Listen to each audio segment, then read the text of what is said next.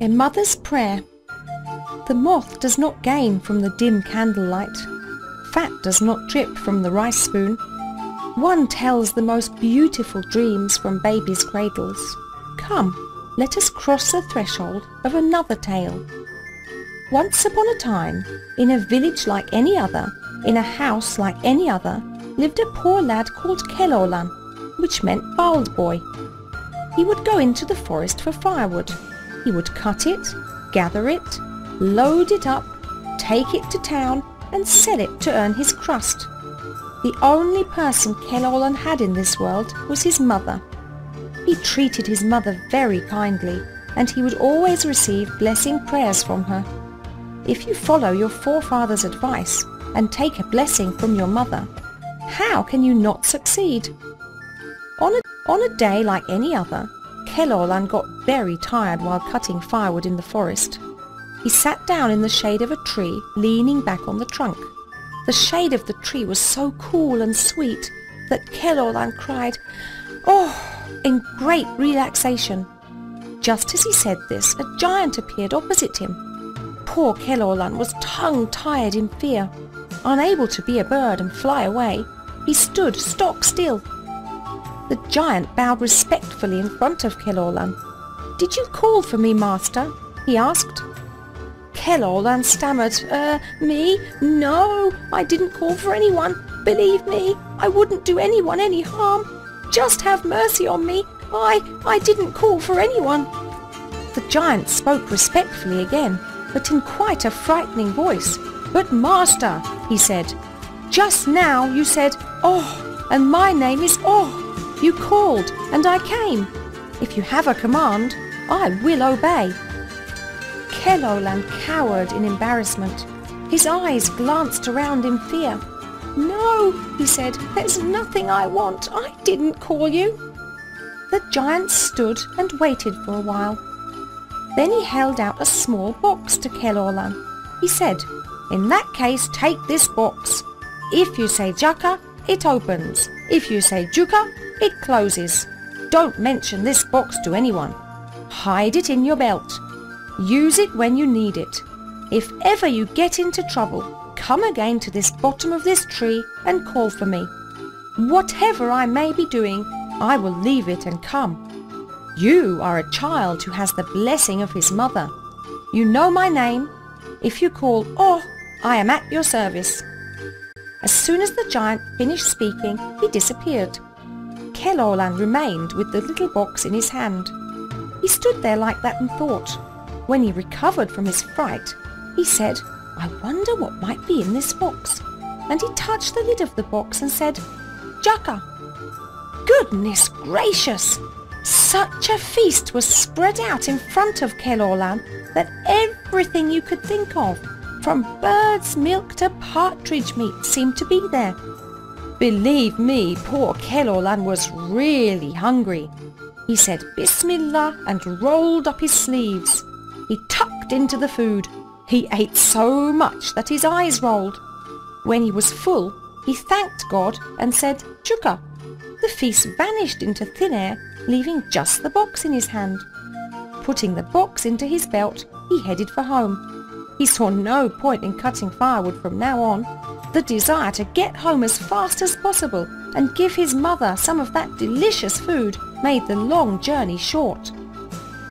He would always bring something home with him, so when his mother saw him empty-handed, she was sad. However, she didn't want to sadden her beloved son too. She only said, "So, couldn't you sell any firewood today, son? Ah well, don't worry. God will provide. We have half a loaf of bread in the house. We will dip it in water and eat it and thank our Creator." Keloghlan laughed inwardly and said, "Mother dear, from now on there is no need to sell firewood. Just you sit down there and watch your old son."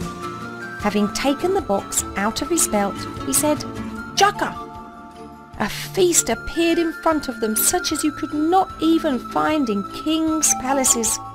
The poor woman could not believe her eyes. She stared and swallowed hard. Keloghlan said, "You're not dreaming, mother. Come along, eat whatever you like." The old woman was so hungry that it was as if her 6 remaining teeth became 66. She said, "Bismillah," rolled up her sleeves and tucked in. She ate till she was fit to burst. She gave thanks to God and said, "My son, may God grant your every wish. You brought me blessings which I had not seen for many years." Keloghlan was very happy with this blessing. Then he gave the box the order to close, Jukka. The meal disappeared and the box went back into the belt. From now on there was no need to cut firewood in the forest and sell it. Whenever they were hungry, Keloghlan would reach for the box and just say Jukka, and they could eat as much as they liked from the wonderful meal which would appear. Some days passed in this way. Then Keloghlan got carried away and said, "I must invite the nobleman of the region for a meal." Noble is what noble does. The noble was not what one might think of as a noble. He was an oppressive, arrogant man who inspired fear in those around him. But no matter how much his mother said, "Don't do it, my bold boy, just drop it," Keloghlan could not give up the idea. Keloghlan sent word and invited the nobleman for a meal.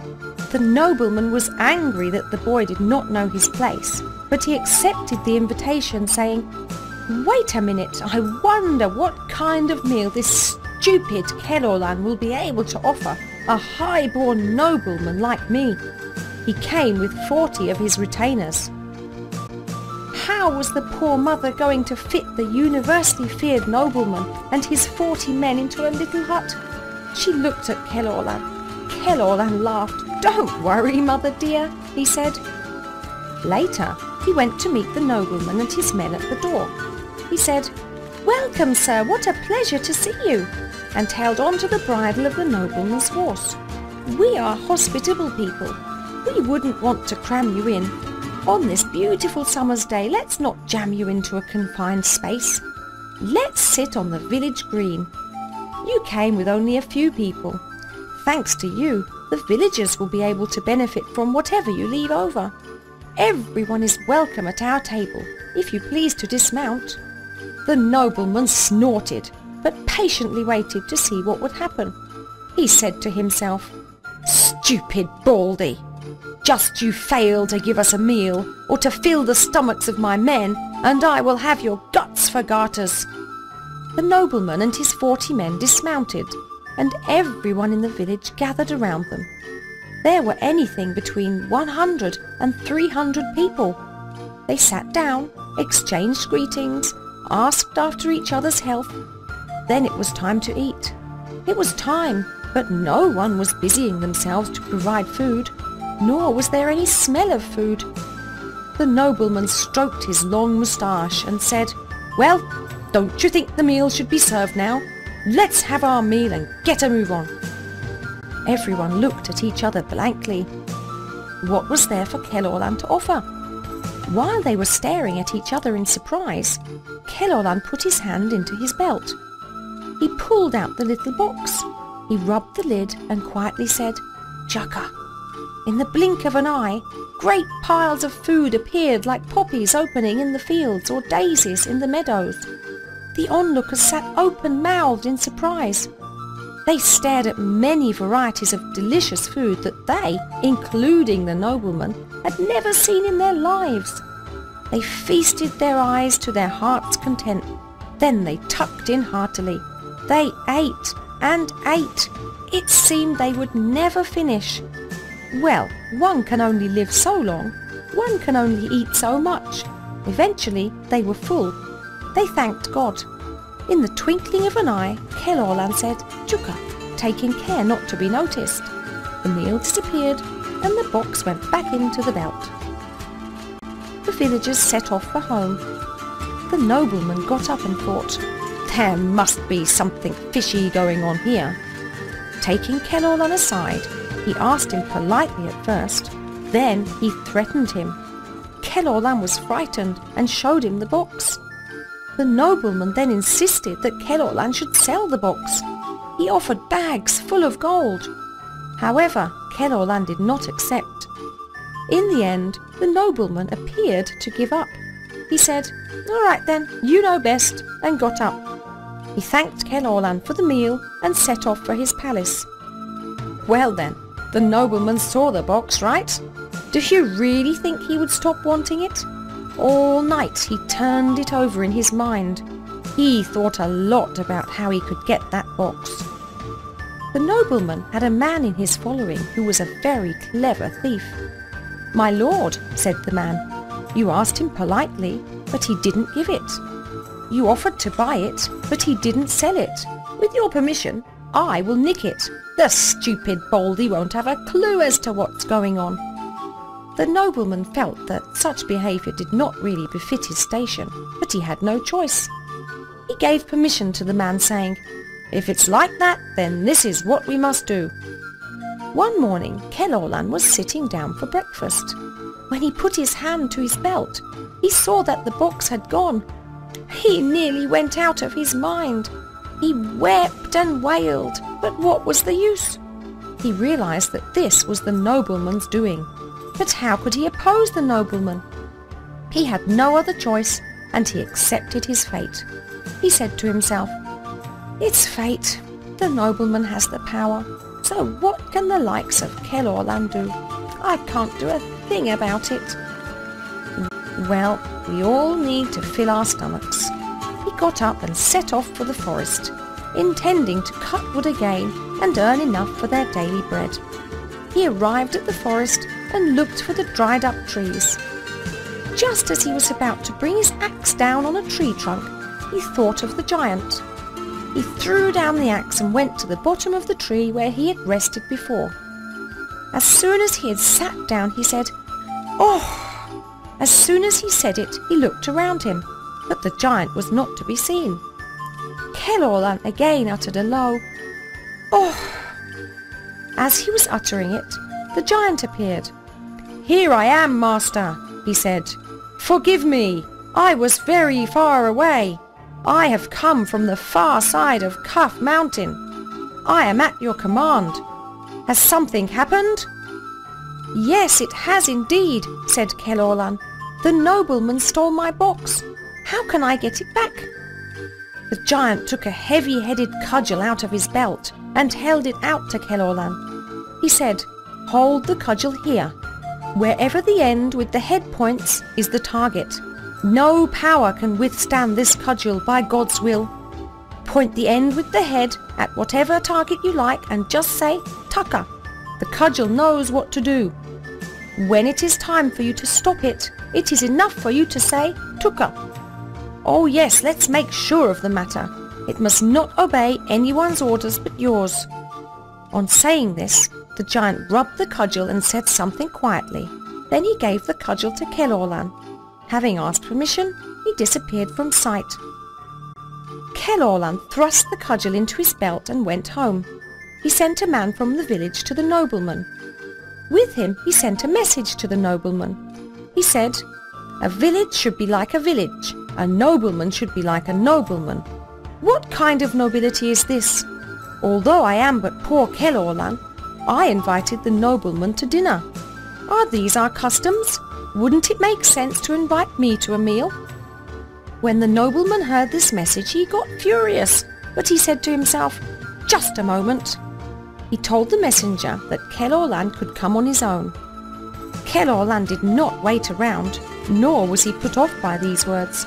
He set off for the nobleman's palace. He arrived at the nobleman's palace.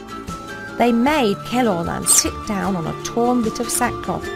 They spread in front of him a napkin made of rags. They put on the cloth a loaf of dry bread and a cup of cloudy water. The nobleman came across and settled himself down opposite Keloghlan. He said, "We've just had our meal. You go ahead." And he laughed mockingly. Of course his men also guffawed. Keloghlan looked first at the meal, then at the nobleman. "Does a nobleman's dinner really look like this?" he said. "Does this behaviour suit you? I want buttered rolls. I want pasta dishes cooked in milk." The nobleman burst out laughing. he said. "You're just poor Keloghlan.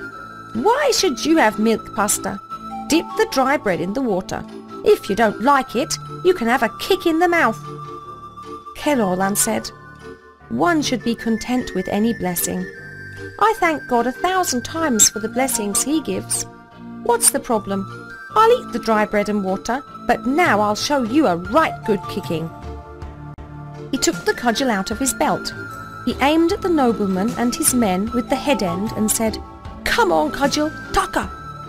Oh my word! The heavy-headed cudgel flashed like lightning and burned like fire. It leapt up and down on the nobleman and his men's heads, shoulders, and parts I will not name. Very soon the nobleman's courtyard became a cloud of dust, and they themselves were in a really terrible state. Wherever they hid, the cudgel would find them and beat up and down on their heads. They fell down and lost consciousness. They were spread out on the ground, beaten. In the end, the nobleman said, "Have mercy, Keloghlan. I did wrong. Please stop." The sword spares those who ask for mercy.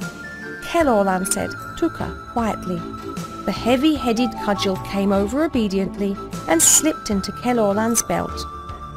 Keloghlan looked with pity on the nobleman, who was thrashing about on the ground, and he asked, "Is that enough?" The nobleman groaned as he rubbed the blue bruises inflicted by the cudgel. "Enough, Keloghlan, enough! I am in a state worse than death. I will give you whatever you want, just leave me alone. Do you want gold or diamonds?" Keloghlan looked fiercely at the nobleman, who was lying on the ground. "I will not ask for anything which I don't have a right to. Give me my box and I will go." The nobleman began to hum and haw. "I don't have the box," he said, but he agreed when Keloghlan's hand went to the cudgel. All right, I'll give the box. Go, and never come here again." Keloghlan took his box and set off for home. When he arrived home, he found his mother waiting, hungry and thirsty. He took out the box and said, "Jukka." They ate their fill of the fine feast which appeared. After that, Keloghlan told his mother all that had happened, and that the nobleman had asked them to leave the village. Keloghlan's mother stared hard at him. "No," she said. "If anyone is going to leave this village, it is the nobleman. His oppression has ruined the people here. He is a tyrant who has his eye on other people's property. Since our Almighty Lord has given you this power, drive him away. If you go, that tyrant will be left in charge and he will do all kinds of harm to the villages." Keloghlan was convinced by these words, got up and went to the palace of the nobleman and commanded him to leave the palace immediately. Of course, the nobleman objected at first, but he agreed when he caught sight of the heavy-headed cudgel. Again, Keloghlan behaved mercifully towards the nobleman. He gave him and his family permission to take as much gold as silver as they would need for the rest of their lives. The nobleman and his close followers left the village. Keloghlan then divided the nobleman's remaining possessions among the villages.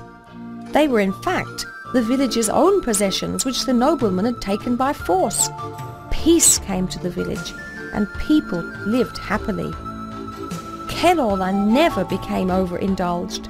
He lived a modest life. If he saw someone hungry, he would open his box. If he saw injustice, he would take out his cudgel on the tyrant. He would say "Jukka Jukka" and give food, or "Tuka Tuka" and deal out a punishment. They lived happily ever after. 3 apples fell from the sky, 1 for health, 1 for peace, and 1 for happiness. Let all 3 be yours, and your hearts be filled with love.